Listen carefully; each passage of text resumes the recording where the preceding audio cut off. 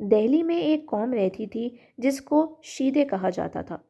یہ لوگ شادیوں کے سیزن میں لڑکی والوں کے ہاں سے جہیز کا سامان اٹھا کر لڑکے والوں کے گھر پہنچاتے، جس کا ان کو بہت قلیل معاوضہ ملتا، مگر یہ لوگ بخوشی قبول کر لیتے تھے اور باحفاظت سامان ایک جگہ سے دوسری جگہ بغیر نقصان کے پہنچا دیتے۔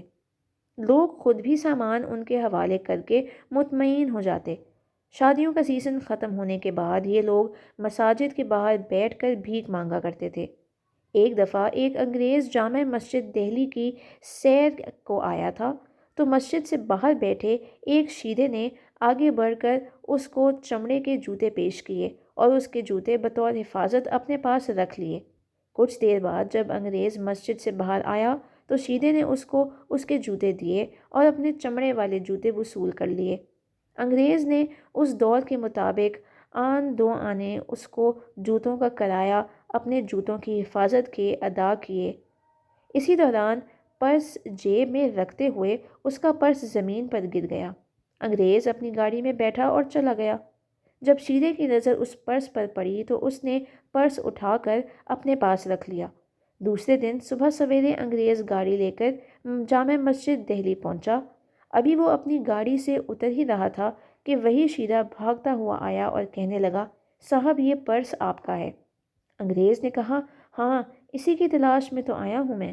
انگریز نے پرس لے کر چیک کیا تو اس کی تمام رقم اور دیگر چیزیں جوں کی توں اس میں موجود تھیں۔ انگریز نے خوش ہو کر 100 روپے بطور انعام اس شیدے کو دینا چاہے تو اس نے وصول کرنے سے انکار کر دیا۔ انگریز کو خیال آیا کہ پرس میں چونکہ رقم بہت بڑی تھی، شاید شیدہ 100 روپے کو کم جان کر وصول نہیں کر رہا، تو انگریز نے 100 روپے اور نکالے اور شیدے کو 200 روپے دینا چاہے، لیکن اس نے پھر بھی وصول نہیں کیا اور کہا، صاحب میں آپ سے یہ رقم وصول نہیں کر سکتا۔ انگریز نے پوچھا، وہ کیوں؟ تو شیدے نے کہا، صاحب اگر میں نے آپ سے یہ رقم لے لی تو کہیں آسمانوں پر آپ کا نبی یعنی حضرت عیسیٰ علیہ السلام ہمارے نبی یعنی حضرت محمد صلی اللہ علیہ وآلہ وسلم سے یہ نہ کہہ دیں، دیکھو تمہارے ایک امتی نے میرے ایک امتی سے ناجائز رقم وصول کر لی ہے، تو آپ کے نبی کے سامنے میرے نبی صلی اللہ علیہ وآلہ وسلم کا سر شرم سے جھک جائے گا۔ دہلی کا ایک غریب ان پڑھ شیدہ آج دنیا کے تعلیم یافتہ نوجوانوں کو ایک پیغام دے رہا ہے۔